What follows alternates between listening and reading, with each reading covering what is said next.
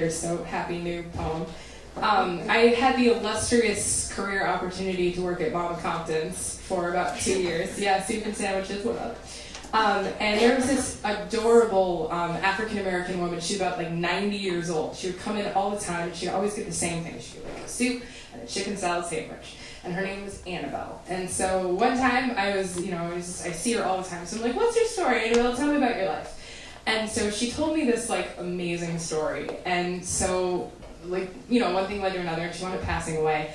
And they asked me to come to her funeral. And so this is a poem that I wrote, and I actually read it at Annabelle's funeral. And it's called For Annabelle and Her Chicken Salad Sandwich. You're going to have days that don't turn out so well, the days that make you wonder what business you had ever being born. You're going to make mistakes and big ones, but what they don't tell you is that you should never regret the mistakes you've made, because they're what make up the whole of you. And if you get filled up with regrets and wonderings, you'll be left like half a person, and ain't nobody like half a person. Hell, people like half a sandwich better than half a person, because at least you get something out of it. Did I ever tell you about the grease fire in the diner I was scraping by on the coldest day in January? Water falling already like icicles to put the fire out. White people watching from the sidewalk, most of them in shock. Once from the fire, and twice because their usual white bread, white people afternoon had been replaced with something extraordinary. One of those stories you save for the quiet nights and your grandchildren.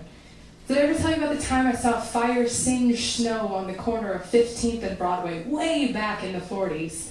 I met your grandfather on that sidewalk. He had just lost his dog, and more recently, half of a chicken salad sandwich. One he'd grown up with, the other had just sounded good at the time. And then a bus pulled up in front of all those fire trucks, and I didn't see him again for 3 years, but I never forgot his smile. It was stupid looking, like a dog you learn to love.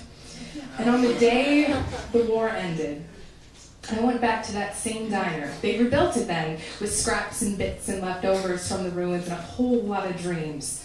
And on the day the war ended, I joined the throngs of people celebrating in the streets and ducked inside for a cup of coffee, and there he was, sitting at the counter with his long-lost chicken salad sandwich, which he was having trouble with because he traded the sandwich for an arm, one leg, and a bowl full of shrapnel and a whole mess of scars.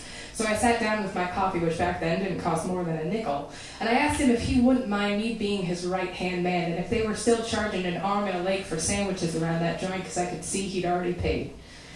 We got married 4 days later, which you ain't supposed to do these days, and he died 47 years after that with no regret save one.